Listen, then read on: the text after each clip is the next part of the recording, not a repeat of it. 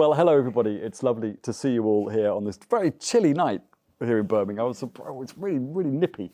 My name's Tom Dyckhoff. I'm an academic and writer and a broadcaster about design and architecture and cities and all that kind of stuff. But you're here to see this amazing woman in front of us. No, not a bit of it. They're here to see you. I first got to know Sarah a few years ago at a party. Da, da, da.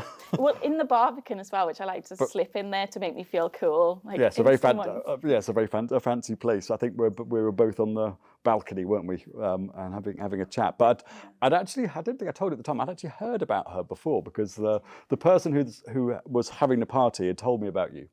And had told me, you better check out Sarah Corbett. She's doing some really interesting stuff. And so I checked you out beforehand, and it was kind of amazing. That. Yeah, but I think it was when you had published your second book, probably. Which is over there. Over there. Oh, there you go. Yeah. And I was very interested. I've always been very interested in how design meets politics and activism as well, in all sorts of different ways. And it's kind of amazing for me. As somebody that I studied kind of the relationship between design and politics when I was at university, and there wasn't an awful lot of kind of politics in design, certainly in the 90s and noughties. So when I was sort of first coming out into the world and exploring it and so on. But then in 2007 and 2008, of course, the financial crash happened. And I think that was the moment that I saw politics and activism coming into design for the first time in a long, long time. And of course, that's when I started 2008. Yeah. Yeah, exactly. So you were kind of at the forefront there, and it's kind of continued to be at the forefront now. So now I teach at two places, University College London and Central St Martin's, and all the students do my heart proud because they all want to know about how to make the world better in different ways. But you were there at the beginning, I would say. Yeah, but I can't take any credit at all. Yeah, but you were feeling something. You must have been feeling something. Oh yeah, definitely. And I think also like in the financial sector in the centre of London, I remember Occupy with lots of tents and everyone, it was very peaceful and people singing and coming up with manifestos of a new capitalism. And there was literally about 20 journalists, photographers taking pictures of one boy throwing a brick in a window, and what went in the news? That. And that for me was quite a clicking point of no wonder people think activism is only this one thing. And he was egged on, this teenager was egged on by the journalists. I thought, this is so sad, when literally you could turn the camera lens and you've got this beautiful utopian vision of what the world could be. But you were, but for you, I don't know how many of you know Sarah's background and so on, but I mean, it's been kind of hardwired into you since you were a kid, this desire for change, societal change in different ways. My parents weren't dictators. I'd hope that I have my own brain. But yeah, most of the activism meetings in our community were in our kitchen. My dad was the local vicar, my mum was a nurse, and then became the local councillor, and then deputy mayor. So I was squatting in social housing from the age of 3. We went to South Africa when I was 8 years old, just after Mandela had got out. So really, and my dad's role was to quietly hop around South Africa and learn from the peace and reconciliation work that was happening, often behind the scenes within the churches and within very white affluent areas, and then in shanty towns and everything in between. And as an 8-year-old, I mean, when you're 8, you just soak up everything, don't you? It's such a important age. So I was, very aware then of how change happens often behind the scenes that you don't see in the media, and how it is messy and confusing, and working with people that you might disagree with or who had directly oppressed you, Desmond Tutu working with people who had directly oppressed him and othered him, and saying we have to work together and love each other so there's not a civil war, which is very humbling to think about when, people can slip into, they're awful. It's like, if Desmond Tutu can do it, I think we can, try and see people as human beings. And when we were speaking the other day, you were quite surprised when I said to you, Sarah, I think you're a designer. I know, because I was like, I didn't go to design school or art school, and I But, of get course, very nervous of. You don't need to, and it's always a bit weird to know where art and design and craft begin and end, and lots of very big brains and eggheads have written endlessly about where the division between them all are. But in many ways, I don't think it really matters. But I think for you, obviously craft has been the main focus of your life over the last sort of 15, certainly the last 15 years. And yet design, I would say, is a thread that runs all the way through it. That was not a pun, by the way. Well, just disclaimer, there will be lots of craft puns, because if Tom doesn't say them, I will. And it's such a good metaphor. Yeah. Even like the tapestries of this, and like, it's just too easy to say it without even realising, isn't it? So you can say as many craft puns as you like. I mean, design, I think, when I think about, what is design? What is design? I mean, to me, there are some key things. Maybe we can talk a bit about how they do run through your work. I think, making the world better, for example, is one of the key purposes for architects and designers. They want, the students I see coming into college, every year, they come with altruism in their heart. They want to change things. They want to make things better. Partly it's because, maybe they've had been bothered by a chair that just doesn't work and it really annoys them, and they want to work out how it could be made better. Or, they want to use their buildings and their design of the buildings in order to improve society in some ways. So I think that capacity for change, I think, is a key, one of the kind of fundamental things in design thinking. And also thinking, there's a lot of kind of thinking at the moment in design schools about utopia and about thinking about utopian thinking, about almost how to make things better, even better. Like, can we imagine something kind of astonishing? And that's one of the, in this book in particular, there's it's the first project. Yeah, exactly. The dream making project is, what's your vision of the dream, knowing we'll never reach it, and then again, the neuroscience helps you figure out how to work towards it. Whereas if we just focus on a problem, you go into fight, flight, or freeze mode, and you can't think past the problem.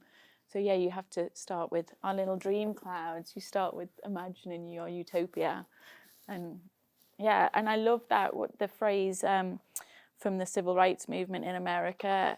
John Lewis would say it a lot about the beloved community. I mentioned that in the book, as you have a utopia vision of society, but also what does a beloved community look like, and loving, the messiness of community where you disagree and you annoy each other. And I love that phrase as well as utopia. And where that idea of dreaming and utopian thinking, why do you think that's so important, say, to something like craft and craftivism? How does it run through, I guess, how you begin the projects and how you think about them?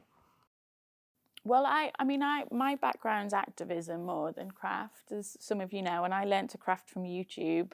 So I always say, if I can do it, anyone can do it. I didn't go to art school, and I'm really careful that all the projects can be for anyone. And if you're incredible at craft, you can embellish with your fancy French knots and applique. But it is about using the craft to serve the cause, not as the taskmaster. And the dream project came out of, it wasn't the first project I came up with, it probably maybe like the 10th or something, but I always look at, when I do the craftivism, my goal was never to run the Craftivist Collective and have 3 books. That was all very strange that this has turned out the way it is. But becoming the Craftivist Collective and people around the world looking for support, I am less reactive now and more like, okay, what else? Is there a gap in activism? In the activism toolkit, where are there gaps, and can craftivism help fill the gaps? So the Dream Making project came out of a lot of activism groups I was part of, and people who are new to activism saying, I'm burning out or I'm overwhelmed because this problem seems too big. And knowing a bit more about psychology and neuroscience, and then speaking to experts in those fields, saying, how do we stop people from being disempowered or just frozen? We talked about, well, you need that dream. Martin Luther King had a dream and that captured people's hearts. But for him, it was very much, and he talks about it in his sermons and in his lectures that you can read in lots of books, where he has to hold that vision.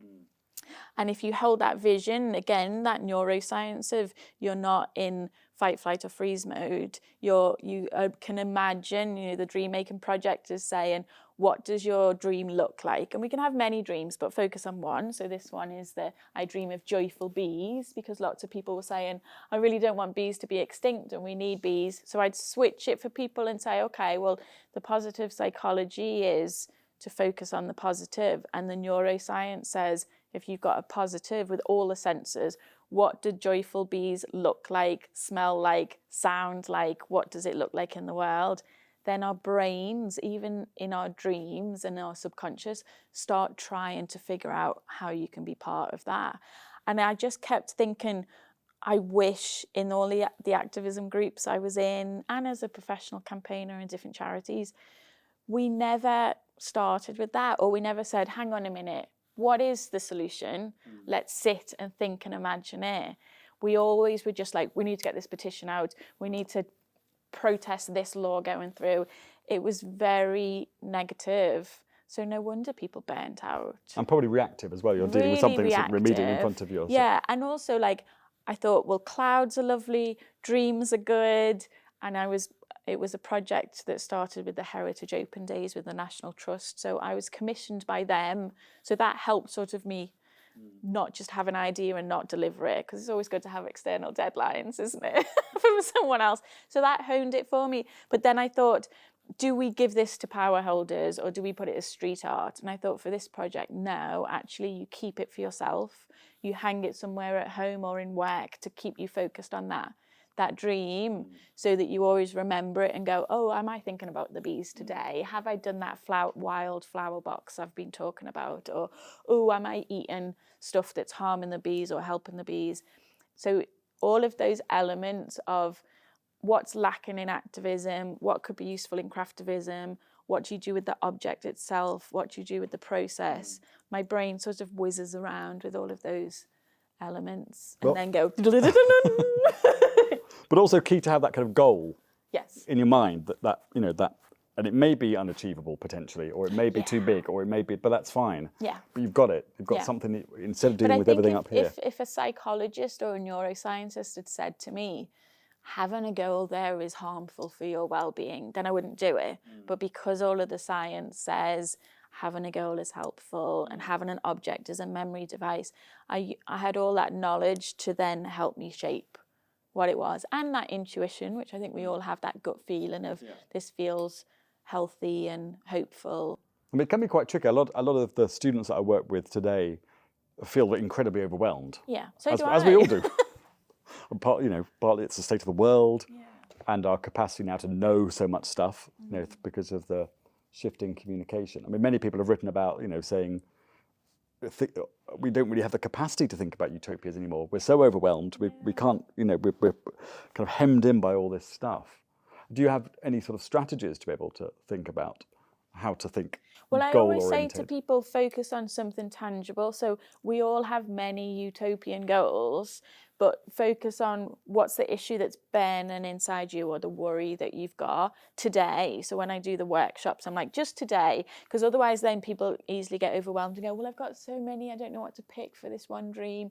And I'm like, well, you can do other dream clouds, don't do too many, but today, what is it that you're worried about? And let's turn it into that positive utopian. But if someone says, you know, I dream of peace, that's a bit too big. So I'm always trying to get that balance. So the joyful bees is a good one. It's not just, I dream of a healthy, ecology. It's too big. So it has to be tangible enough and not too time bound, because you want it to last. Because the other thing is, these are physical resources. So I'm also thinking about how to mitigate risk of things going in a landfill, not creating too much waste. You know, the felt on the dream cloud is made out of felt made from post-consumer plastic bottles, which is good and can go back into recycling. The cotton is organic, organic cotton from a lovely ethical company. But the stuffing is from that, kapok. But you can get different stuff. Yeah. But they're all recommended in the book, or you can get the kits. But I'm always thinking about that as well, so that people don't make 100 and then put a pile of them in the house and go, oh my word, I've got so many dreams and I can't do all of them. It is that balance of, does this give you a focus? Is it too big? Is it too narrow? Don't do too many clouds. Because you love joyful bees doesn't mean you don't love happy beetles. You can love them as well, but just focus on what you can do and then see where your brain, wanders off. It is a tightrope, I think, often. Yeah, but also, again, you just hinted at, I would say, the second key thing that really distinguishes the design thread in your work, which is strategic thinking. And we talked about this the other day. You said that key phrase. You like to think things through. And I thought that was really interesting, because that is something trying to teach students design. It is about thinking things through. But isn't that obvious? No, it's Okay. not. No, it's definitely not. And people will often immediately leap into something without thinking it through. Yeah, that's true. Without thinking. I mean, there's so much to think about. Like when you're, say, designing a chair or when you're designing a building. There are so many variables and things that you have to think about, from, well, what's the material like? How is that going to work? Where's it coming from? Et cetera, et cetera, et cetera. A lot of people can dive into making stuff without thinking about, well, how am I going to put this together? What is the qualities of this material? Will it work as this thing? And who's going to use it? And what are they going to use? So I think what you've always displayed, amazingly, is this capacity, and maybe it goes back to your kind of campaigning days at Oxfam and so on, that ability to think of something from an idea all the way through to the future and future possibilities.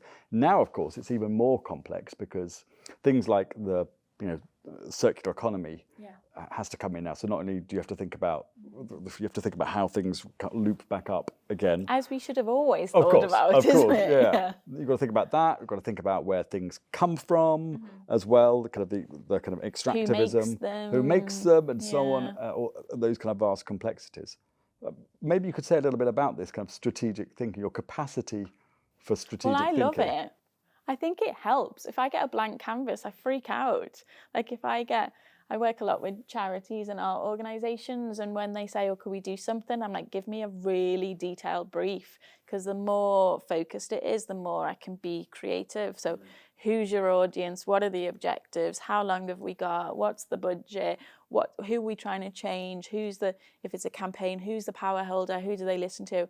I think it's really important to get as much detail as possible to be able to answer all those questions. But it's interesting. I haven't said this story before, but you made me think of it. When I was at Oxfam, I was a activism campaigner, and I became an activism manager. So I had to go on one of those management courses, to learn how to be a good manager. I'm not a good manager, which is why I'm a one-woman band. I project manage people well, but my sister's a very good manager of people. I'm not. But we had to do this full week of management training. And as part of it, you figure out where you are in, I'm going to get this wrong, but there's like 4 or 5 ways that people are. You're an activist, which in that, not in this sense, but in terms of you just need to be told what you need to do and you do it.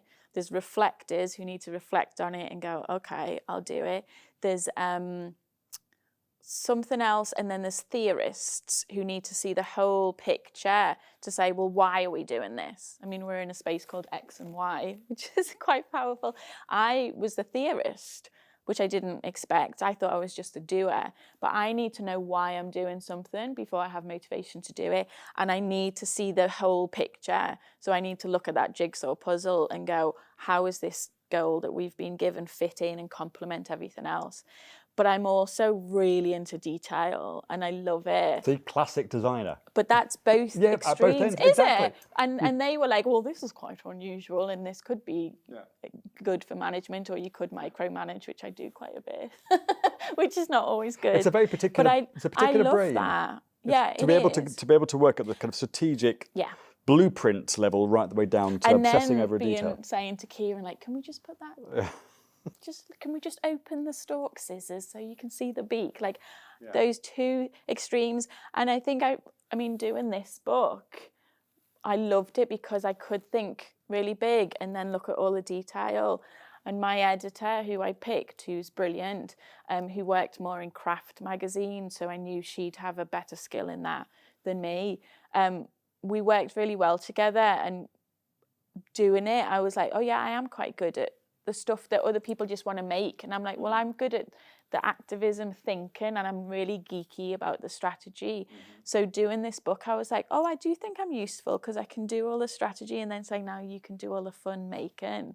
Because for me, I do love crafting and I make lots of presents for people, but I do love the strategy maybe a bit more as well. See. So it is, yeah, it was nice doing it because I thought, oh, I am a bit useful in the world because I can do all the details. That's also about, going back to the idea of utopian thinking or thinking of a goal or a dream, particularly and if you self-generate that as well. Yeah. So if you've got, maybe you could talk a bit about, say, one of the campaigns that you've worked on that you illustrate in here, where you do anticipate a goal and then you think about, okay, we want to achieve this, we want to communicate this.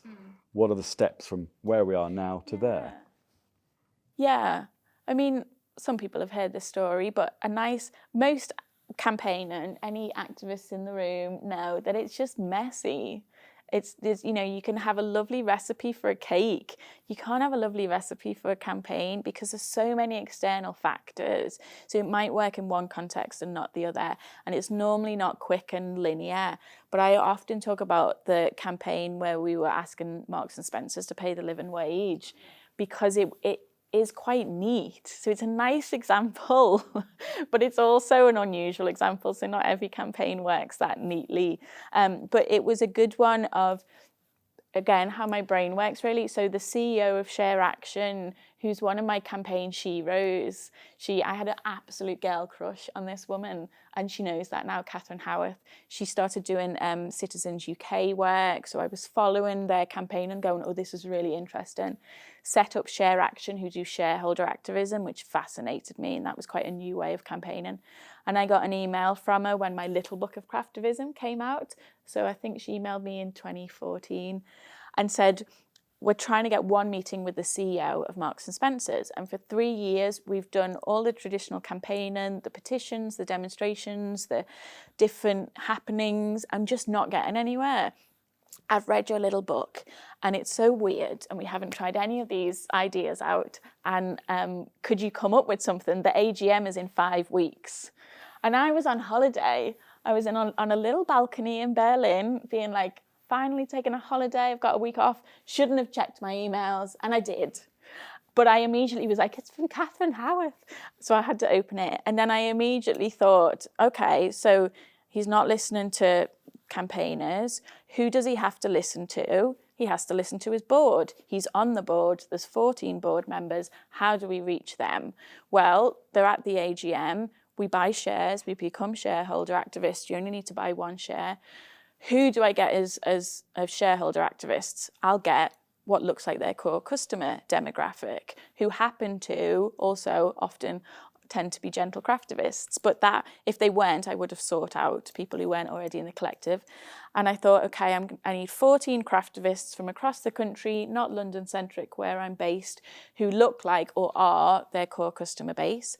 People that I know are humble and want to serve the cause and not just shoehorn their love of craft into something, who are thoughtful and would let me be a bit of a dictator with them to a point.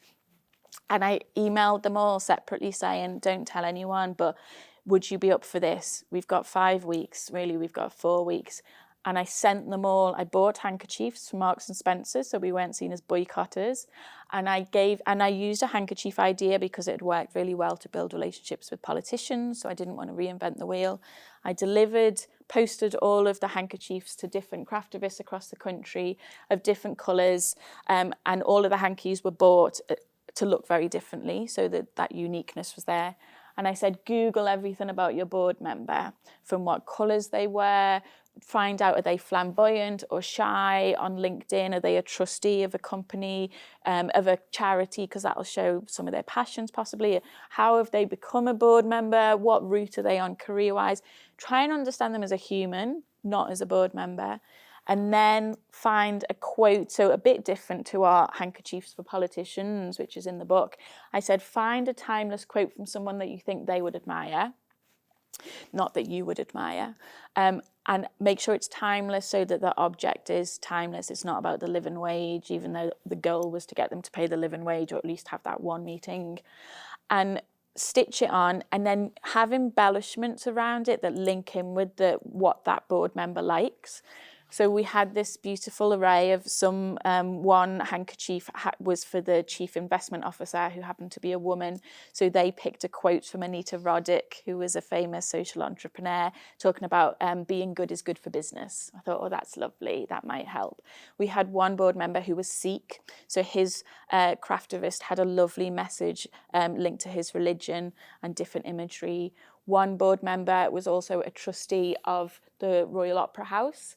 So his handkerchief had musical notes all over it, and then a quote from a musician, but about social change. I think it was Miles Davis. So not opera, but still, trying somehow to fit into that thing. And then I gave them a letter template to say, do a handwritten letter that is specific about the living wage, to say, while I was stitching you this handkerchief, which takes hours, it does take a long time, it's not one session, and the research takes a long time. And I said to them, which is in the book, no capital letters, this, do it in your own handwriting, do a back stitch over it, so you're not knitting or crocheting where you have to count numbers. You can just back stitch over your own handwriting. If you're reading someone's handwriting, you naturally read slower than if it's a font that you already know. So that it's a micro change, but I knew that would help people engage more with it. And then you handwrite a letter, and I did a template saying, while I was stitching your handkerchief. So I'm a Marks and Spencer's customer. And I got them to tweak it where it wasn't real, but I said, try and say why you're connected to M&S. Say that you're a shareholder and that you've spent hours making this, and say a little bit, there was always these gaps, say a little bit about why you picked that quote and why you picked some of the motifs or the colours, so that they knew it was bespoke to them. And then say, so I'm really sad that you don't pay the living wage, because not only does it make business sense in terms of staff retention, in terms of reputation, in terms of efficiency, it also makes sense for your lovely staff who we love. So we tried to make the protest as robust as possible with the support of Share Action and the Living Wage Foundation. And then we put them all in different boxes with different coloured ribbons, different envelopes, again, so that it wasn't mass produced and looked like they didn't look like robots, charity robots, which I often worried when I was working for different charities, and that uniqueness. And I thought, we'll go to the AGM as board members. We won't hang it on a washing line going, look at us, which is sort of the obvious thing to do of, look, we care about this.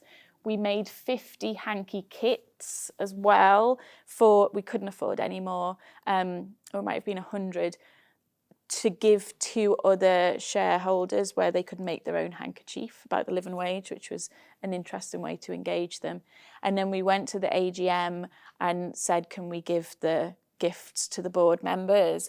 And one of the things I didn't plan, which was a bit of a godsend in some ways, was we said, we're going to come along as shareholders, and we've got these gifts for the 14 board members. They're only little, they're just handkerchiefs. And security freaked out, even though I also said to people, this is where the overthinking happens. I said, wear Marks and Spencer's clothes, or clothes that look like that brand clothes. So you look like customers, you look like supporters. So we all did that. I normally wear black and hoodies, and I thought, no, I'm going to wear floral Marks and Spencer's clothes, because, a bit of code switching and figuring out that side. And the security said, well, we're going to take 7 off you and you can keep the others. So I was like, no, we really what I wanted was, when I asked the question, which I'd already sent in to them to say, I want to ask about the living wage, and they said yes to it. I wanted all of us to stand up with our hanky boxes. After I'd asked the question about the living wage and why they didn't pay the living wage, I wanted to say, and we've got gifts to all the board, and we all stood up. And he took 7 of them. And Why did he take 7? Why he 7? took half of them. I don't know. But to do what with? Because I think he wanted to check them, and he was just freaking out. And I said, look, they are gifts and they're timeless, and you can look at them. But he gave 7 of them to the board, which actually was really helpful, because we went in and we were told by someone that oh, the board have already got 7 and some of them are asking about it. And I thought, oh, that's good. So when the board came on and the chair of the board, Robert Swannell, this is all filmed as well and live streamed, immediately said, he came on and did all his spiel. And then he said, and you know, I know we've got 14 people who've made us these beautiful gifts. We have 7 of them and they're very beautiful and we will get round to questions. We didn't plan that at all and it was on camera. So that was useful to know, okay, then don't feel attacked. But we used all the language that was non-violent and open language to mitigate all that risk. And then I asked the question with a very shaky voice because I get shy anyway, but I think that helped as well. I wasn't very arrogant. And then I said, and we've also got 7, we've got however many more to give to the others at the end. We'd love to meet you all at the end of the stage. So Robert Swannell says, yes, that's fine. So we went, and that was the goal, was that we'd hold them up saying, can we meet you at the side of the stage? We'd hand them over. And I said to all my craftivists, who most of them had never done activism before, I said, when you meet your board member, you hand it over very humbly to say, look, I've made you this gift. I know you've got a difficult job. We're here because we want you to support the living wage, but we also just want to encourage you in general, in your role, in all issues, to keep it open and to build a relationship with them. So not like, I've made you this, I'm so smug. And I said, you've got to be humble, you've got to be respectful. And if they're attacking and they say, some of them were like, well, we don't need to give the living wage. We give discount for their clothes. What more do they need? So we had answers to say, well, that doesn't help people pay their bills. But we also knew that we could make a note afterwards to be like, okay, they're a blocker, cross them off the list. Or they seem interested. One of them said, I really support your campaign. If I can do anything, let me know. We wrote that down. All of the language they used, we wrote it down afterwards without them watching, so that we knew for the future who were the blockers, who were the supporters, who got it, who didn't get it, who we might be able to swing around, who we didn't. So all that emotional intelligence, so that afterwards we could figure out the next step. I didn't quite know what the next step was. The goal was always to have the meeting. But that was all of those elements of the colours, the fonts, the language, who we were going to target, who was going to be the people. And then within 10 months, we were told, first of all, that we could have a meeting with the CEO. It didn't happen. He palmed us off to their head of sustainability, who was not helpful at all. And we didn't need him. We needed the head of HR. So I was blocked for a number of months. So we did Christmas cards saying, all we want for Christmas is the real living wage, just to the CEO of Marks and Spencer's, not to the board, because he was quite receptive, and he became CEO as a person from the shop floor. So we felt that connection. I kept being blocked. So I managed to ask a few people I knew who worked in business in sustainability. I asked one guy and said, I Googled actually who are on the different committees in Marks and Spencer's, who are external committees. And there was one person I knew who was on their sustainability committee. I didn't know him personally. I knew someone who knew him. So this is a longish story. It finishes in a minute. And I said, and cut in at any point, I said to Mark, you know this guy. I don't even know if I can say his name, so I won't say his name in case, he doesn't want me to. I said, can you get me a meeting with this guy who's on the committee? Because if I can get him to speak to the CEO or the head of HR, it would be really helpful. And Mark said to the guy, this might all sound a bit random, but she is quite strategic and she's nice. Would you have a meeting with her? So we met in House of St. Barnabas, which is a members club in Soho for social entrepreneurs, which I'm not a member of because I can't afford anything.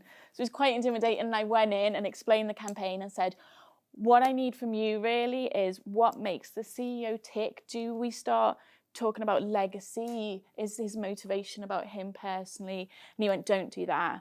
Focus on how you love the staff on the shop floor because he used to be one. If you go down legacy route, he won't like you. So I thought, well, that's really useful. And I said, how do we get past the head of sustainability who's just annoying us, won't get anywhere? And he said, okay, go to the CEO and talk about being on the shop floor. So that helped massively. And then we did Valentine's Day cards because we had a few more meetings, but they were still blocking it a lot. So we did, all we want for Valentine's Day is for you to show your love to your lovely staff. And then we did contact the board again. And then we had they gave us answers saying, well, we can't become a living wage employer for whatever reason, and we got living wage to, argue their reasoning. And then just before the AGM... Easter cards? What about Easter cards? No, we didn't need Easter cards because just before the next AGM, they announced they were paying the living wage to 50,000 staff. So we didn't do a press release saying, well done us, which a lot of campaigners do. We won. We didn't win. They did something. So we said, well done them. We went to the AGM and said we gave them we handmade jigsaw piece key rings to say the next piece of the puzzle is for you to become accredited living wage employers, which they still didn't do. So that was a failure of our campaign. But we sort of knew that they wouldn't do that, but we wanted to mention it anyway, because sometimes it's worth campaigning even if you know you're going to lose, just to put it out there. But what was really interesting that we didn't plan, we went to give them their key rings. What was fascinating that helped me realise that this is actually powerful is a lot of the boards, not all of them, but a lot of them came to meet us in the breaks to say, where's my hanky maker? I want to say hello. And I was like, oh, that's really unusual for power holders. And then they would say to us all separately, one of them said to one of the craftivists that the two of their young sons, one was 8, I think one was 10, said, found the hanky and said, well, what's this? So they had to explain what the living wage was, which is really quite powerful in terms of having to explain something and then think, well, this probably is a good thing. That was quite useful. Another board member quietly said to us that their handkerchief is in the archive of Marks and Spencer's private museum in Leeds. And what goes in the archive is stuff like their Victoria sponge cake recipe. So they put stuff that has an impact on their history. So I banked that in my head going, oh, that's really useful, because if they stop paying the living wage, we can get back to them and get back to the board and we can use that information. And the chair of the board took me aside, which is very unusual, and said, and he didn't have to, and said it was the most, he looked very confused. He went, could you just come over here? Because he knew I was the ringleader. And I was like, oh crap, what's he going to say?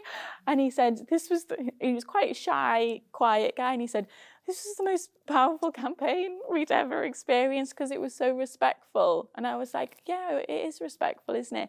And he said, every time we met, someone or a few people would say, what was on your hanky? Where have you put your hanky?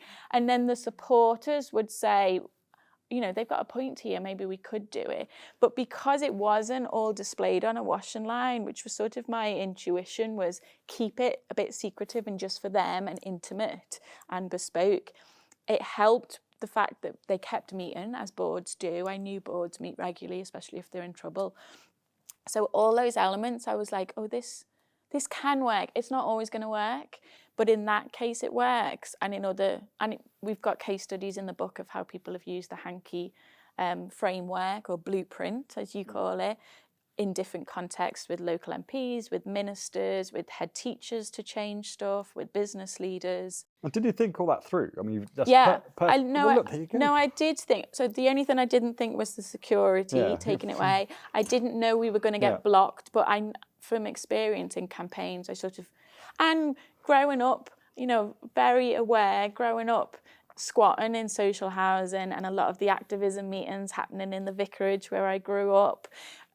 I remember vividly as a small child hearing people swearing like troopers going, we've targeted the wrong person in a campaign. So they'll say something like, we targeted the housing officer when it should have been the housing association. So I picked up all these things of, not knowing the language then, but you need to know who the decision makers are and who they listen to. And also in that environment, we had my mum as a local politician still works very closely with members in the House of Lords to feed them information about poverty issues in the UK, working with bishops to get media. In Liverpool, we have a Protestant and a Catholic bishop, and we always got them involved in local media. So I grew up in a very unusual environment. And osmosis, I think, of knowing, and for this campaign, I thought we don't want media because we want to build a relationship, so we want it quiet. But for other campaigns, we do want media. And all of the projects hopefully go through when to use media, when not to use Yeah. media, when to do intimate activism, when to do anonymous scroll making. Yeah, but it shows. I mean, even in that story of that one campaign, and you've already shown that you think about the smallest detail. I do. About whether it should be threaded in capitals or not, right the way up to the big But I think we strategic you want to should. achieve. Yeah, but it's a hard thing to do. I mean, it's a really hard thing to do both. It's hard enough to do one or the other. To be able to do both, I think, shows design thinking. That kind of phrase of that gets bandied about an awful lot at the moment. Design thinking. Yeah. So far you've shown that you want to affect change. Yeah. Direct. That really distinguishes you as a designer, I would say. You want to think in a kind of utopian way. You think strategically as well and in detail. Yeah. Oh, you're a designer. Over detail. You're a designer. And then I don't think I could ever do architecture though. 6 years and maths and stuff. No. Well, we'll talk about that. You could do it in 4 now. Anyway, that's another story. But also in that you're displaying this other really key attribute, which is empathy, and it's something that actually we try and teach students. I mean, you can't really. Can you teach empathy? You I don't know. can teach empathy. Yeah, I guess. Yeah. I mean, but it's a really key thing, like to know and to understand people, and not just. You're designing a chair. You have to understand their body shapes and how people are going to sit in it and the ergonomics. You've got to know about and understand their psychology and sociology. And in here, you're working with neuroscientists as well, which is also another string to your bow, if you like. Yeah. So how do people tick? That's a really key thing. Yeah, and I think what I've always found frustrating in campaigns, whether it was in big charities or in activist groups I was part of, we were so good at empathy with those directly affected by injustice, and maybe too empathetic sometimes. You could just, and I still have it now, I limit how much news I watch because I can just get so sad about what we're doing to each other. And charities and campaigners have got much better now at making sure that we're in solidarity with people. It's dignified campaigning. We're alongside people and listen to people directly affected. I think we've come a long way since the 80s of help those poor people in Africa stuff, which you think we've got a hell of a lot to learn from. Yeah, but also not shaming people. Exactly. As well.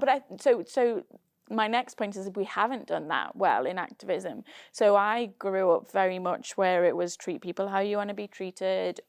We had posters around the house of Martin Luther King and Desmond Tutu because we were in a vicarage, but it was all about social change. So it was as much about empathy with the power holders as much as those directly oppressed. And that's still unusual. And it's unusual in craftivism as well. So I do work a lot and challenge a lot of activists and craftivists and charities to say, okay, you're really good at that, but you're still slipping into shaming, naming, judging, othering of the power holder. So I used to have, and I still get it a bit, people saying, how dare you be so kind to these politicians, they're all awful. Well, one, my mum is a politician, so I'm oversensitive about that. But even if they have done an awful job, I want people to think through, well, what's their truth behind it? What's their logic? Because most people in the world, whatever they're doing, think they're doing it for the greater good.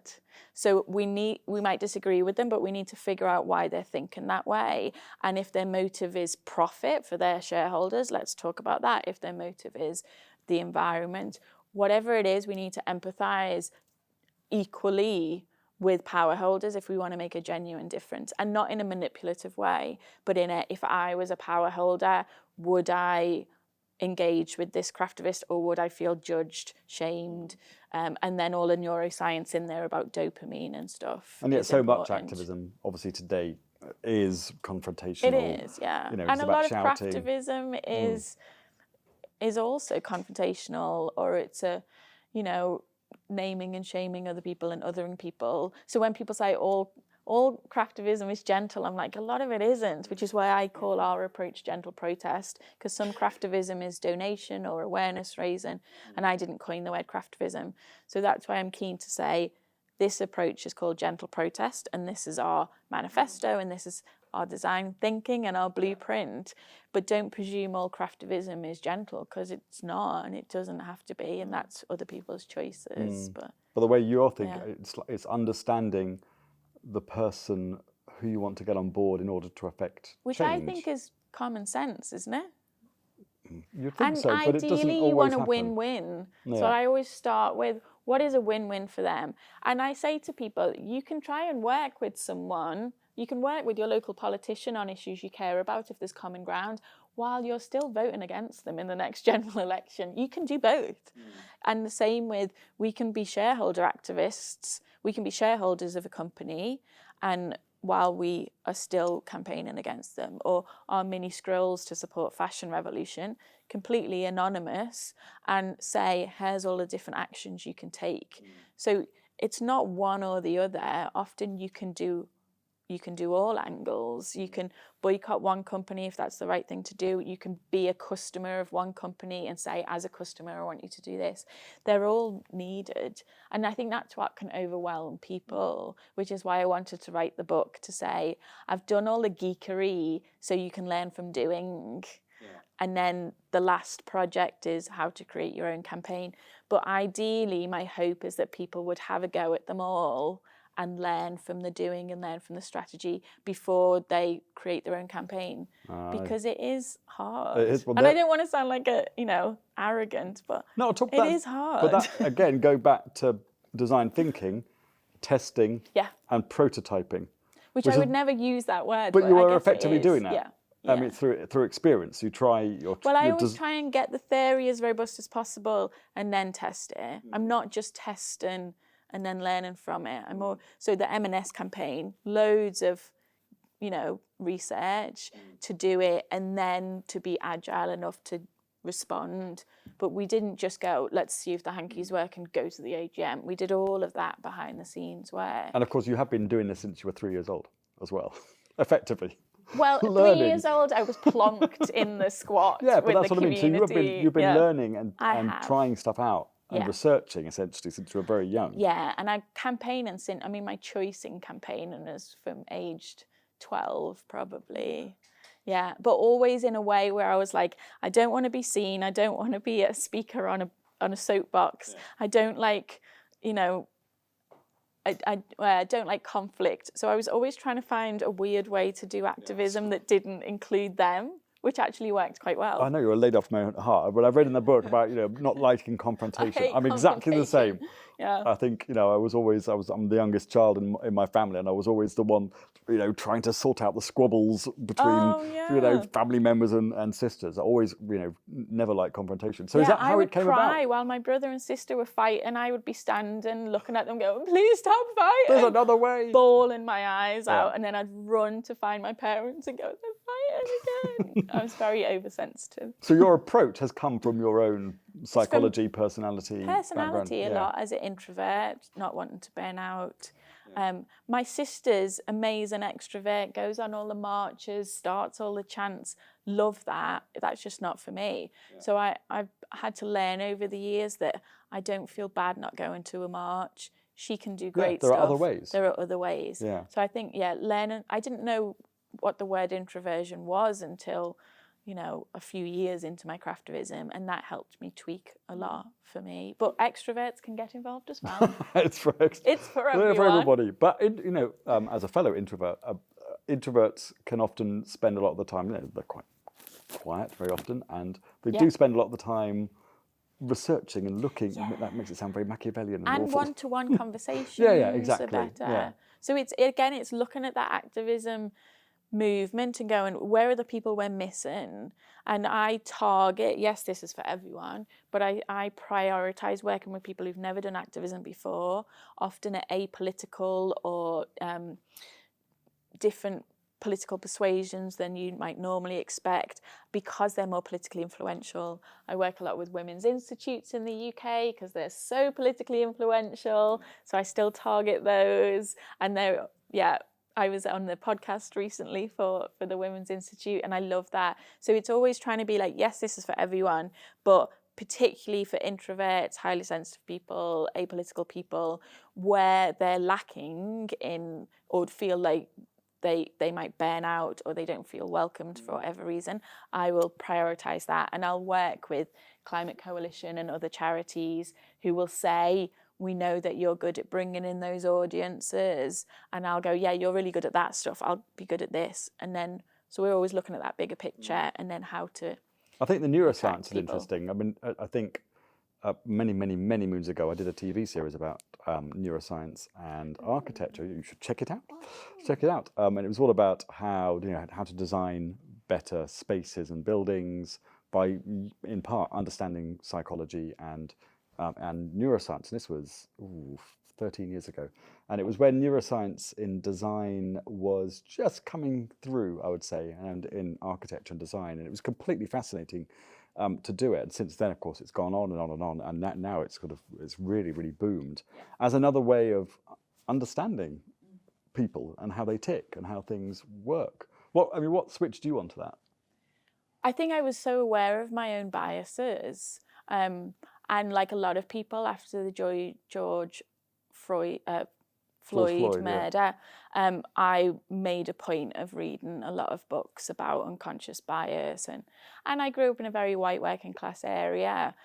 So I was very aware of my gut feeling is this is respectful and this is good, but I always looked at the psychology, and then that would often bring me to the neuroscience. And neuroscience is, it is the brain, it is the neuro pathways and what connects. And my neuroscientist in the book, Dr. Danby Kim from MIT, is very open. We did an event recently that you can find online where they say there's biases in neuroscience as well. A lot of the studies are on small groups of white men in Harvard, so very privileged groups. So they're very aware to challenge the neuroscience coming out as well. But for me, it sort of gave me that, what's the word, like crutch, is that the right word? Where I thought, is this, my gut feeling is that this hanky would be a nice surprise to create dopamine, but is that right? And my gut feeling is that own handwriting that's curly, not sharp and spiky would be better. So to be able to check it with a positive psychologist and with a neuroscientist and learning from doing, it just, again, it mitigates. I'm always about mitigating risk. So for me, my mantra is the Dalai Lama's one of try and help, and if you can't do that, at least don't harm. So as much as possible with the amount of resources we use, with polarizing, it's never going to be perfect, but I'll try and mitigate any risk of polarization, of environmental damage, of people not feeling included. So the neuroscience helps me be able to say, with the Hanky project, it was very intuitive. And then a neuroscientist from Sussex University said to me, oh, you do realize that creates dopamine as a good surprise opposite a bad surprise. And I had no idea. But with the cloud project, I'd learned about the neuroscience, and then informed the campaign. So all of the projects sort of came from different times, but more so now than ever when I'm creating a new campaign. If I have to, often I don't, because what's the point? Reinventing the wheel. But when I do have to, I'm always now thinking about, does this fit in with the psychology I know, with the neuroscience I know, with emotional intelligence, with environmental stuff? And I have individuals who very organically and sporadically I can say, can you check the language of this? Can you check this? This is the right resources to use. Or they might say, you know what, kapok isn't the best stuffing anymore. There's a much better one. Or like my tablecloths are made out of organic cotton that are digitally printed in London, so that there's literally no waste. They only create exactly what you need, so that there's no extra waste. And I love that. So I've got all of these are about 7 years old now, and I just keep reusing it. But that didn't happen when I first started. So it's a lot of honing my craft and craftivism, but it is all about mitigating that risk. So am I making presumptions? Am I judging people? Am I disrespecting or discriminating? And every time I do jump to a conclusion of, let's make these gift cards about legacy for that person. Well, for one power holder, that might be really good. But I was, through experience of hearing from that person saying, don't go down legacy route, he'll hate you. That has informed all my future campaigns of, is his intention and motive legacy, or is it about him wanting his daughters to think he's cool? Or that's all helped, all of those experiences. Well, doing your research, and it sounds like do my research, but it's a bit of both, isn't it? Yeah. You do the research and you learn from doing. Yeah, again, you are a designer. Am I? You heard that first. I'm a designer. It's true. You are a designer. But I think it's different to art. I'm not an art. activist. but- And that's why I like Yeah. design, and that's why we're talking, because I was like, this isn't just art. This No. is thought Well, through. art is much more ambiguous. And that's what I love about art. Yeah. I love going to an exhibition and not being told what to do or say or think. Yeah, exactly. But I don't know whether art activism, I don't believe in art activism. I believe in political art and design activism. And it's a bit controversial on camera. Be controversial. But I think art shouldn't tell people what to think or do. Activism should say, here's an issue we're concerned about, here's some solutions, here are the power holders, whether it's us or other people, and we want to go from A to B without preaching at people. But I think trying to hold art and activism together is just impossible because it dilutes one or the other. And yet you want to keep it open, but you also don't want it too open. As in, Exactly. you want to direct it. It's a very fine line, isn't it? So that's where the strategy comes in. You have a goal. And some, our mini scrolls, you don't change the language on that. You do exactly what it says on the scroll, which is very focused and about reach and media and about anonymity. But the hanky one is about building a relationship with power holders. So you need to figure out a bit more about that individual. So there's the wiggle room. So these are designed. But I get a lot of people saying you're an art activist. I'm like, no, I'm not. And this isn't art. No, this it's is not. Creative activism. I mean, in here you have got blueprints in here that people can follow and particular things. I don't use the word blueprint, but But do they are have essentially templates. blueprints. Yeah, they're templates. They're things which they are almost, well, they are designed objects or designed pathways. You have tested these out. You know that they work and they achieve this thing. Yeah. You have tried it again and again. You've done your research. Yeah. And we've got a colour therapist who helped with the gentle protest colours and a typographer with the typography. And then even the music playlists, the Craft of Thought playlist. So you is done with is she a doctor or professor of Westminster University in music psychology, so that the music doesn't distract you from engaging deeply on the social change issue, but actually enhances it. So most music that's really good for working to anything is music scores for films or TV, because the point of them is to enhance the content rather than distract from it. So that's a nice top tip for any homework you've got. Go on your Spotify. I've used your craft. You're the one. The Craft of Thought playlist. Yes, it's great. It's good. Yeah, it doesn't sort of interfere with your. Exactly, it's supposed to help. Yeah. So you've got the discomfort of engaging with social change using the comfort of music and craft and sensory elements. We are going over time. Are we doing your time? We started about 1:45. Okay. Just checking. Yeah, You're the boss. I'm watching your watch. Okay. Don't worry, it's very cleverly placed. So I know. I just want to mention one last thing before we're going to open it out to your questions as well. The B word, beauty.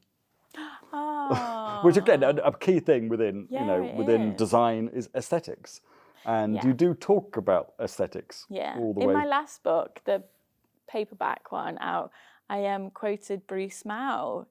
Famous Bruce Mao, the Canadian, who also gave me a quote for the book, because he talks about compete with beauty.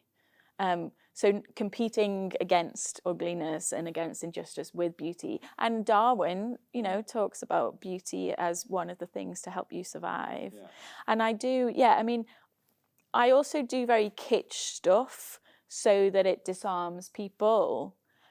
And again, it's that balance. If you want the cute, handmade, mistakes are endearing, but not too many. But the beauty element of, flowers to remind people of nature and taps into your intrinsic values more than your extrinsic values. And you're not going to keep, a dream cloud if you think it's really ugly. You're not going to keep it to encourage you to save the bees. So I think beauty is really important. And again, coming from a background of going to activism meetings, like I'm sure many of you have, where, you end up in the back of a cafe or a boardroom that you've been given for free, and it's really ugly. And I was always told, really indirectly and sometimes directly, like, this is a luxury. You don't need flowers, you don't need tablecloths, you don't need just room sprays. And I was like, no, I think you do actually, to motivate you to focus on the beauty in the world, to help you, aim for more beauty. I don't see it as a luxury. And even my little gold stalk scissors, I have patrons who give me £10 a month because a lot of my work is unpaid or low paid. And some of them say, you know, if you need extra cash for certain things, ask. I can always say no. So I said to one of my patrons, I know this sounds very luxurious, but whenever I use my little gold scissors on my own, people just love them and they're like, oh, these are so beautiful. And I said, I would really like to buy 30 of them. Here's the link. They're all on eBay, so they're secondhand. But I just feel that they would really enhance the workshops. People would feel special. I always have it so it's 1 between 2, even if I've got enough scissors. So you have to share, because that's a nice way for the environment, for the workshops as well, sharing with people you might not know, especially people you might disagree with. It's quite clever. Crafty in more ways than one, Tom. But I still have people going, oh my word, I love these scissors, because it reminds us of the beauty in the world and how creative we can be. And it just sets the vibe for people to be hopeful and grateful. And again, the psychology of gratefulness helps you think it through. I mean, beauty So can be quite subjective, but there it are... can be very subjective. But it's also, there yeah. are some kind of rules beneath it all. Yeah, as and well. I think that's why the colours as well I in the know, book, that was so we've interesting. explained, Yes. you know, why do we use purple a lot? Because it's a rare colour, so it's seen as luxurious. So we use purple ribbon on our little mini scrolls rather than just string, because then people feel it's worth something subconsciously, even though it's not actually worth much. And the same with like mauve and, you know, red we use very sparingly, because if you use too much red, your eyeballs literally go, alert, alert, what's happening? So we don't use red and black together. We use, you know, very calm colours. The design geek in and me. yellow is a very hopeful colour. I mean, this is not a coincidence that it's a warm yellow rather than a cold yellow. And it's, you know, I'd say to people, please don't use neon as much as you might love it. It's too garish. But that doesn't mean other forms of activism you don't use those colours. But when we're talking about gentle protest craftivism, our goal is that gentleness. Other times we need big red things and you might want neon things. But for this, yeah, stick to the colours. I loved your pages on typefaces as well. That was my real design geek. It's like, the psychology of them as well, which I thought. Yeah, so Sarah Hindman did those pages with us, who did an amazing book called Why Fonts Matter, which I absolutely love and refer to all the time. And we worked on that together. She's brilliant. So now I've proved that you are a designer. Well, I also got Sarah and Momtaz and people to do the stuff I couldn't do. Yeah. So I got the right people More research. to help design it. Same with the editor, Laura. I knew that with her craft book knowledge, she would be better at knowing how many steps we do. So if I don't know the answer, I know to get in the right people to do it. And then I did get activist friends, heads of campaigns at different NGOs to check through stuff. And my dad's always my secret editor before it goes on to someone, because he's very good at word count. So I'm good at grammar. I didn't go to the best school, so he's good at spelling and grammar. So I just get the right people around. So when I see a gap in my knowledge, you know, the Living Wage didn't know much about it, so we got the Living Wage Foundation to help. Same with when I speak to craftivists around the world, I say, don't set up your own campaign. What is it? Who are the experts that have the skill and the time to look at what policy change is needed? If they're already doing stuff, see where you can be of use to them. If no one's doing anything on the issue you care about, then yes, do the steps. But, you know, look at your own strengths and weaknesses. What's your capacity? Can you do this? But as much as possible, most of our campaigns link in with a particular campaign, or say this is part of a campaign movement. You can do the canary craftivism, but you can also do X, Y, and Z. So it's not trying to, you know, do it all yourself, because no one's got time for that. Which is the perfect end for our discussion, because design is all about team building and it's all about collaboration. Yeah, so there you go. You're a designer. Okay. Look, we've got to open up to you folks. Has anybody got any questions for Sarah? You must have. Surely. Oh, we got one. We've got two over We've got there. two. Come on then. Let's go. No. Yeah, go for it. Hello. You too. I heard you mention that you started around 12 years with your activism. That's when you Age 12, I think I started doing my own stuff, yeah. So would you say you, as a person who grew up in Everton, how would you say the community helped you Yeah. where you are now? Oh, how did the community Yeah. help? Who you know, my parents. and you were at my dad's retirement party. There's a couple of people here. Great question. Thanks for. I didn't plant it, but I nearly did. Massively, Everton is a very close-knit community, inner city Liverpool, highly densely populated. Everyone knows everyone, generations of family live next door to each other. So, someone's cousin will be round and their auntie will be there. So it's very close-knit community, but also growing up there in the 80s, we had really awful housing, lots of mould. I remember when the Conservative Party had their party conference in Liverpool, and there were people from Everton with big banners that said on it, if the Iron, when Margaret Thatcher was Prime Minister, if the Iron Lady lived here, she'd rust. And that is such a Scouse thing to say, and very Everton thing of like, it's so dire where we live, the mould is awful, the housing is awful, so we're going to make a joke out of it, but also hold you account. So I grew up learning about the humour, growing up with squatting in the social housing. I was too young really to remember it, but people would reminisce about it. And hearing all the protest songs people would come up with, sitting in these social houses going, we believe that these should stay here. The council wanted to knock down social housing to build a park that no one wanted, would have moved families out of their area in a city that had very bad public transport, very low income area, lots of high unemployment, lots of issues. So we sat in the houses being like, we know it's important for them to stay here. And one of my friends lives in one of them still with her family. So I think seeing that campaigning could be won massively helped, because now I'm like, well, campaigning does work, but it's messy and complicated and there's lots going on behind the scenes. And then our community, knowing that it was messy, like there isn't a victim and a perpetrator. There isn't, well, it's all the government's fault or it's all the individual's fault. It's not just if you pull up your bootstraps, you'll be fine. Or if the government do, universal basic income, everything will be fine. Like it's far more complicated to that. So seeing inequality firsthand on my doorstep and the complexity around it and how no one's an angel, but I think that's helped massively. So I never judge anyone, and I don't think anyone's the spawn of Satan or a complete angel. We're all far too messy. I think probably that's helped. And my parents, my mum the local politician and my dad the local vicar, working in an area where he was protested against for doing communion with the Catholic priests, because we had lots of Orange Lodge there, so there was lots of violence in the 60s, 70s, and then sort of dissipated more 80s and 90s, but there was still a lot of tension there, and seeing how my dad managed it. I'm very lucky in one way of where I grew up.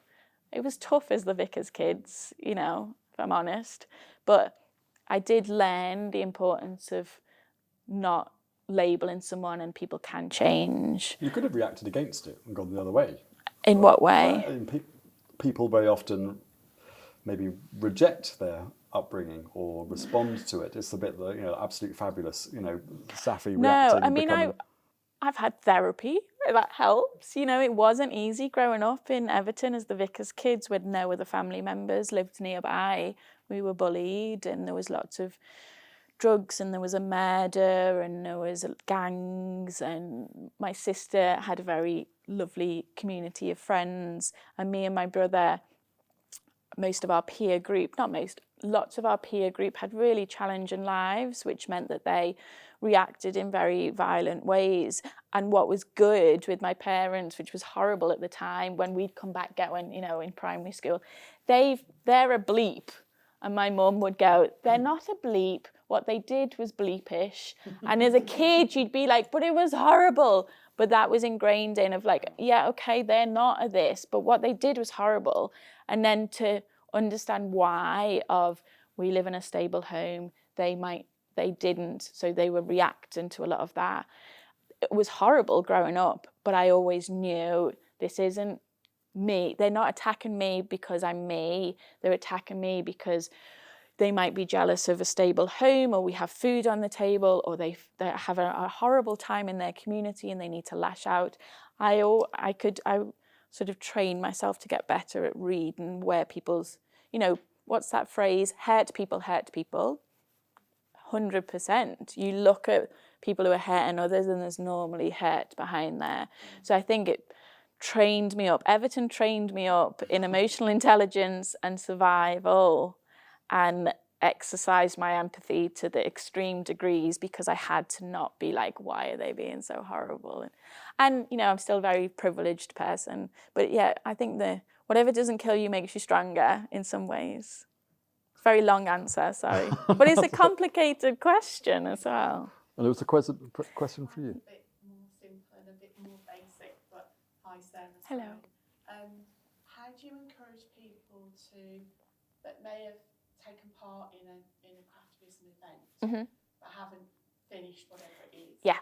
How do you encourage them to complete it and return it back to you, or whatever it is they're meant to be doing? Well, most of the time it's not returning it back to me. I have little square kits over there. So one of the reasons making the kits was people saying, I want to join in, but there's still a block. So I was like, okay, I'll make the kits. Same reason for doing the book is like, okay, there's lots in the book. But it is, so I always say in my workshops, most of them are 90 minutes or a couple of hours. And I say, if you finished your project by the end of the session, you've been a bad craftivist, because it's about being the tortoise and slowing down. And it's in square kits that you can reopen and close. You can do it on the bus and the train and do it at work, in the park. And so I tell people, don't try and do it all in one sitting, especially because there's craft of thought questions that are quite hard to follow. So sometimes you need a break and then come back. But I'm not a big fan of social media at the moment. I loved it when it started. Now it's much more about videos and fast-paced stuff. But what I still like about it is people do often share their progress, and then that's a really nice way for me to say, how are you doing on that? Or if someone's stitching a certain message, I can challenge them a bit and say, oh, what's your goal with that? Who is the person that you want to engage? Is that a bit ambiguous? Could they misinterpret it? Or could you turn that very ungentle statement into a question? Or it's quite a nice way to challenge and encourage people. But it is letting people doing it in their own time as well. So some of my workshops, I'm very aware of, some people just need to stroke their thread and chill out, and others are very distracted and need to focus on it. So it's all case by case, but I do try and say, you know, you can take a step back from it and then have another go at it. And then ask them, yeah, what can I do to help them do it? So is it them coming along to another event, or is it doing it with a friend so that you can each hold each other accountable? Most of my projects are timeless and can be used at certain times for different campaigns. If it's got a certain deadline, then I normally give people 2 months minimum advance notice with a deadline, because for crafters it's counterintuitive saying do it now, because it's all about enjoying the process. So I try and give people 2 months and then say, put in some of your own deadlines. I've got some deadlines for you. But it's like anything, you sort of write it in permanent pen in your diary, don't you, and go, I'm going to do this. Or even saying to people in this workshop, just do that one word with your stitching, and while you stitch that word, think about that one craft of thought question. Or while you're doing the outline of you're doing your blanket stitch, think about question number 3. So you just break it down. Are you talking for a friend, or is that for you, love? Are you like for a friend, hypothetically? Yeah, I just did a workshop a few weeks ago, and they talked, which was great, which was what I wanted. Yeah. But obviously, because they were talking, they stitched less. Oh, okay. So Yeah. they've all gone away. Yeah. And Maybe I bring just them want back to see together. something. Yeah.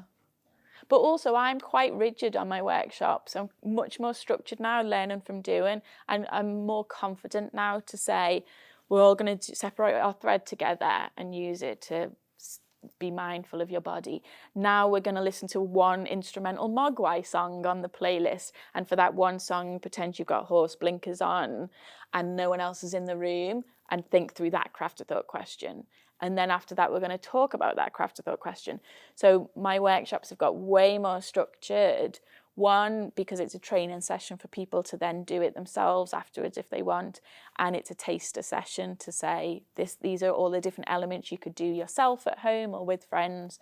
So I'm much bolder now at going, I know this is it's not just a nice jolly, but at the end, people are much more empowered and confident to know how they can do effective craftivism, rather than it be a lovely jolly and then and it's just a craft session. It's not craft, it's craftivism. So being quite hard with people in a loving Scouse way, cheeky Scouse way, actually people might be a bit, ruffled feathers at the beginning. And then they tend to go, oh, that was really good that you told me to stop talking about that TV show and to really focus on what does solidarity mean here? Or if I was a viewer of this street craftivism, what would I think? It was a bit annoying, but I see your point and, it was useful. I'm like, I told you. There's a plan to my annoying dictatorships. I accidentally didn't take enough scissors. But now That's a I was good really thing. glad That's I a good didn't, thing. Because they had to say to one another, Yeah. oh, could I? And then they would talk. Then they talk. Exactly. That was really interesting Yeah. to hear. Yeah, I always was hide. accidentally not taking I always take enough and then I hide them, just in case. Yeah. But get some stalk scissors, because honestly, the joy you see in people's faces, and people don't steal them, surprisingly, which is lovely. Good question. You're welcome. Any other questions? Yeah, hello. We're from a Greenpeace local Hey, group in Worcester, brilliant. and we've got an opportunity to do a craftivism activity at a music festival, a local one. Ooh. So we will sort of sit around and do. We haven't done it before. And we wondered, have you got any tips of how to? Well, the idea is that we draw people in and then we can have conversations about what we're doing and why we're doing it. And we're new to this. I've read your book, but yeah, we're not really sure what would work well. Yeah. Well, I mean, is it to draw people in to talk to you or to craft with you? Or this is where I'm like, Not give me more sure, information. Yeah. Yeah, not really sure. Yeah. They might want to craft with us, I suppose. So I don't do much at music festivals because, learning from experience, often people are like, some of them are high on drugs and it's not that type of festival. So sometimes it's about drawing people in for the conversation more than the craft, especially if it's drop-in. I have one project that works well for a drop-in session and that's it. I don't do any others that are drop-ins because otherwise it doesn't fit the deep engagement. But I love Art Canary project is a really good way for the Canary project. There was lots of goals for it, but one was to reach people who'd never done activism and climate action before, of different party persuasions and in conservative constituencies, because we currently have a conservative government, so that made a difference. Obviously, if we had a Labour government, we'd target different people. But that was getting them dressed as canaries and stitching gifts for politicians. But we also just needed a local image, so if your local image, so you could see where it was set locally as a memorable landmark for the local media. So actually some of the projects I said you don't even need to be stitching your canary, you can just have a picnic. You could just take the picture and get it for the local media, or ideally you'd sit there for a bit because people, and in silence, ideally I had less than 15 people or less, which is quite useful because it's not too intimidating that people won't come and talk to you. Some people wore beaks, some people didn't, but everyone was in yellow. And it was curious activism, it was intriguing activism, because we weren't saying, do you want to ask us what we're doing? This is really important. But we would look at people to go, you can come talk to us if you want, like a little nod and a smile. But again, the neuroscience was that they choose whether to come up and ask you what you do, which means they're much more open-hearted and open-minded than if you say, we're doing this, come join us. So it could be a way to say, okay, who's in the music festival? What's the audience? Where is it? How does this fit in with a Greenpeace issue? What are the issues that Greenpeace are campaigning on at the moment?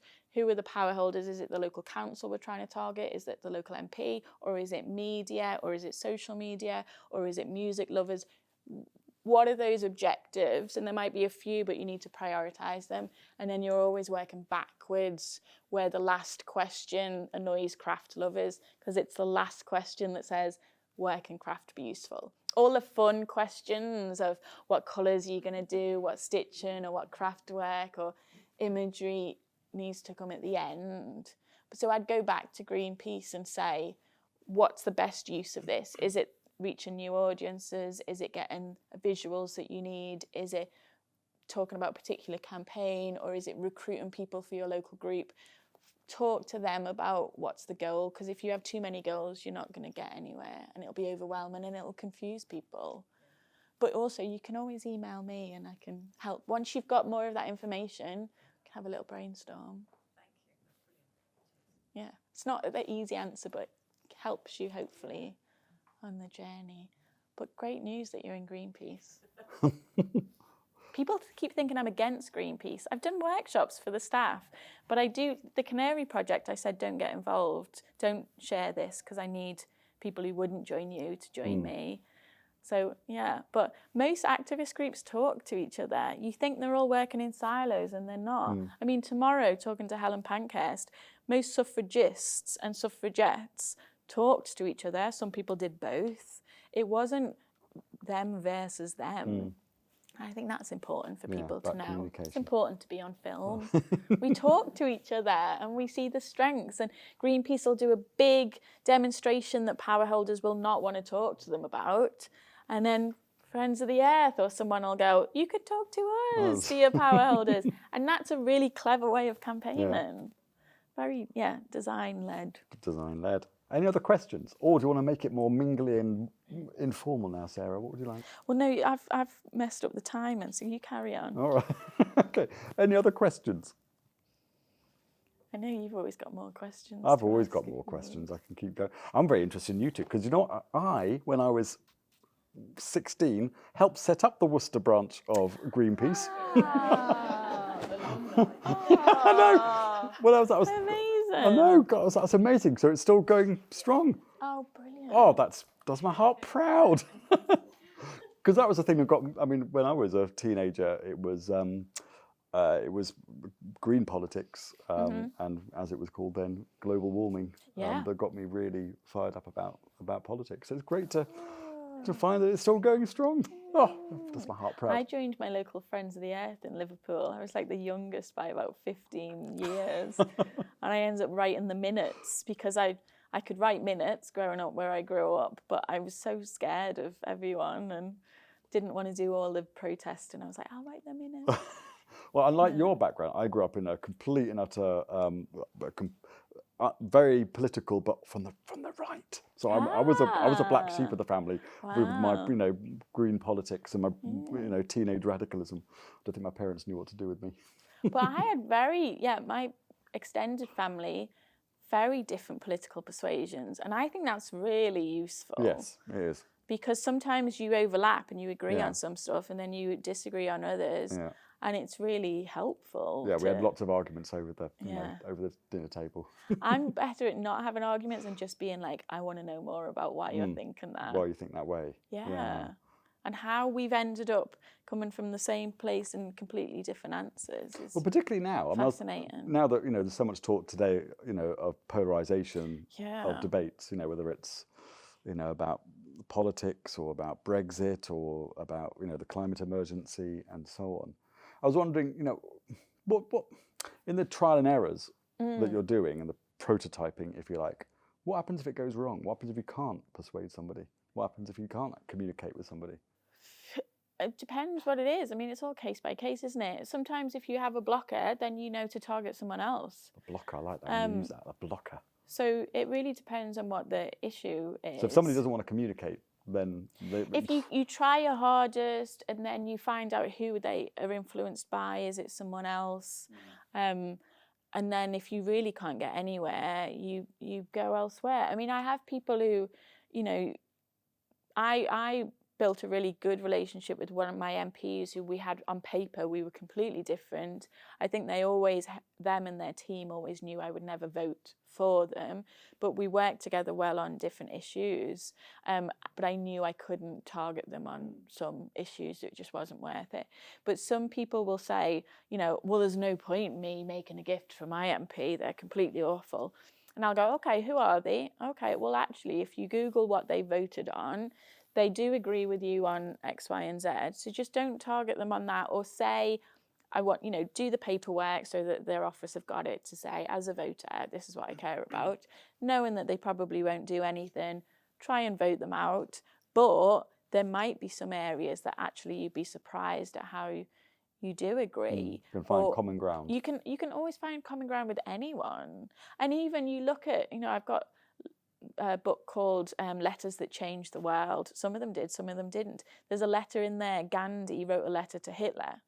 Sadly, didn't change the world, but fascinate and read, and that exercise in empathy to be like Gandhi saying, hello, friend, like, what? And then he tries to say, we agree on these issues. I can't even remember what it was now, but basically, we agree on some of these ways that we're thinking. But how have you decided that's the answer? Now, it didn't change anything, but it was still worth him doing. And you'd be surprised at how some politicians, I had one craftivist who was a man who made a jigsaw piece for his MP for a project we were doing for Save the Children. And he said, there's no point me doing this to this guy. And I said, well, for that reason, I think he might listen to you because he's not expecting a handmade gift from you that's cross-stitched from another man, another white man.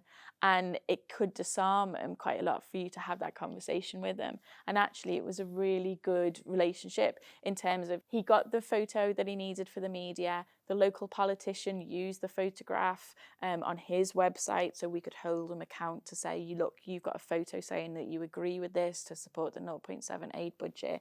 So actually for that campaign, it was great because he got the media. Did one campaign with a Women's Institute in Brentwood where we were trying to get Eric Pickles to support a particular issue for Oxfam, and Oxfam disagrees with them on a huge amount of issues, but he was one of our target ministers for a particular issue about maternal health and mortality or something, because he was quite influential. So I said, okay, well, he's not going to listen to Oxfam because his office have said basically to go away because we annoy him. So we'll get the Women's Institute to invite him to a meeting, give him some jam that linked in with a campaign. It was a recipe for tomato jam from someone that I'd met. And immediately his office were like, of course, we'll meet the Women's Institute. We need a photograph with them. We want to write about it in his local column, in the newspaper, because a lot of politicians have local columns, so they always need content as well. So again, that win-win mindset of how do we say, you get to meet the Women's Institute who have never invited you before. I did have to win over that Women's Institute who were like, what do you want us to do? I was like, bear with me, this is strategic. They were like, okay, we'll get the photo, we'll give him the jam. He wrote about it in the local paper, we could hold him account to it. And then we had a better relationship with his team because they could see where we were useful and then ignore us on other stuff. But sometimes there is a bit of wiggle room on one or two issues. So it's not always a complete block. And I think it's also that thing of never rule someone out. They might change their mind, and then you've kept the door open in a respectful way to say, okay, we're not getting anywhere here, but you know our stance now. If you do change your mind, we're more than happy to work with you or to introduce you to certain people. I think that's the gentleness of respectfully saying, okay, we're going to try and work a different way, or we're going to try and kick you out, or we're going to try and... But it is always trying to keep the door open so that they do want to speak to us again if possible. You'd probably be a very good negotiator or diplomat. I don't think I could because I don't like the conflict. Oh, okay. No, but you're waking Maybe up behind the scenes with a diplomat going, shh. Yeah, don't shut them down, keep the door open. Yeah, Oh, keep the door open as much as possible. Yeah. But at the same time, that's not saying other activists can't do more confrontational stuff that's a catalyst. But I think where possible, be non-violent and be respectful. Otherwise, you're giving people an excuse to say, and I've seen it all the time with power holders, we can't talk to those people. Look, they're throwing things at us or they're being violent. Try and mitigate those risks. Well, then you avoid the defensiveness that can come and well. people, kicking their heels down. Yeah. Any last questions? Because I could keep rabbiting onto you for ages, but I don't want to monopolise. Yeah. Should we Yeah. wrap Okay. it up? We'll wrap it up No. then. Shall we wrap it Let's. up? Yeah. I mean, I could talk for hours. Oh, we've got a question. We've got a question. We got a question. Oh, we got what? There we go. Oh, hello. Have you ever taken craftivism into secondary schools, showing secondary students? I've been asked to, and we've got one project in the book for 7 to 12-year-olds. Secondary schools, I get asked a lot, but for me, my priority is voters and hard to reach influential adults. So who are, got power as consumers, as constituents, as voters. I don't do a lot with young people, but that's also because I think working for big charities like Christian Aid and Oxfam, their schools resources were so good because it was mostly retired teachers and existing teachers as consultants to do really good resources. But all my projects, a lot of them can be used. And a lot of teenage girls in particular and shy ones who, again, with the Canary Project, there's a lovely quote in here, and we got it onto Sky Arts documentary, the Canary Project, where we had teenage girls who really care about global warming but didn't want to go on the strikes for lots of different reasons, didn't want confrontation, didn't want their spotlight on them, but they were really worried about global warming. So their teacher brought them along to our canary flock to join in. And one of them in the book wore her beak the entire time, incredibly shy. And I said, you can just keep your beak on, don't worry at all. So she went, okay. And then I heard the following week from the teacher WhatsApped me saying, you'll never believe it, but that canary girl said to me, can we talk about this in assembly to the whole school, please? And Lynn, the teacher, was like, are you sure? She went, yeah. So they announced it to school and said, this is what we did, and this is why we were canaries, and this is what we did, and why we did the photos, and the local mayor came and sat with them. And so that's a nice case study.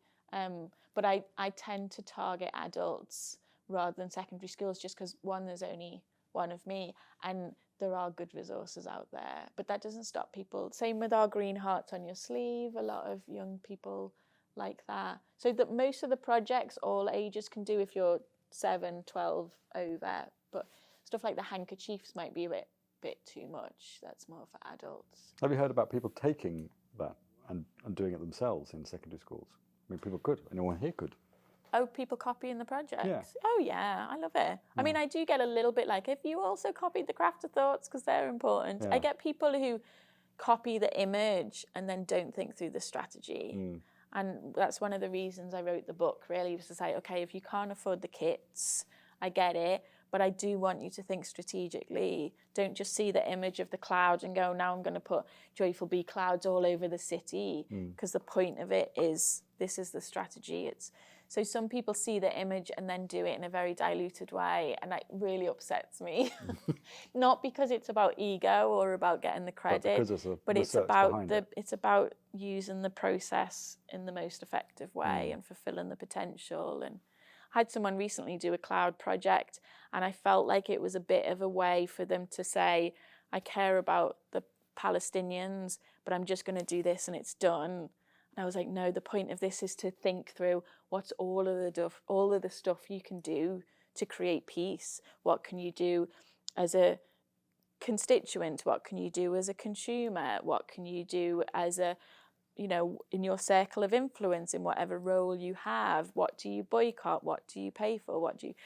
And they didn't really want to hear that. And I thought, no, and that's one of the worries with craftivism, with my craftivism or anyone's craftivism, is I don't want people to use it as an excuse not to do other forms of activism. I want it to help engage people deeply to see all of the different ways they can be an effective activist. And there is always a worry that I get people at workshops going, or at talks going, this is great, I love crafting, and this is going to be my way of doing activism. And I have to go, oh no, that's not the answer. The answer is, yes, marches might not be for you, or yes, I have people who are housebound, or who are in hospices or hospitals, or extremely anxious, or for whatever reason can't do other forms of activism. And I say, this is really useful for you, but don't stop this from you thinking about, what do you buy, who's your energy supplier. This isn't just the one thing to do, and don't make it transactional. And you can see them going, what can't I just do this in my woodwork or my crochet or my glasswork? I'm like, we don't do glasswork for all these reasons. Like, I don't love handicraft, but I think it's really powerful for craftivism and for activism. I don't wear kitsch colours, but I use kitsch imagery because it helps with the activism. So it's not like I love flowers and I want them on everything. I do like flowers, but I pick them because they're useful to serve the cause. And I think that can upset a lot of people. But for me, it's that intention. You can look, I like darning for people because I get a lot of eco-anxiety, and I can do it while I'm watching TV or listening to a podcast or an audiobook, and it keeps me from going on a downward spiral. That's not craftivism. I'm darning for my friends, and it is a way of make, do and mend and good for the environment, but I don't call that craftivism. And I'll make gifts for people that aren't craftivism. And I might want to make loads of dream clouds, but I won't. I'll make one to hold me accountable and not 5 that overwhelms me. And I think intention is for craft lovers and for art lovers and for creatives. I can burst a lot of bubbles, sadly, but I think it's for the right reasons. Yeah. Quality, not quantity. Always good. Yeah. Last question before we wrap it up. Should we wrap it up? Let's wrap it up. Thank you, Sarah. Thank you, Tom. No, thank you. I think we should, Thank you. Good questions. And thank you, wonderful audience. Great questions. Yeah, great questions.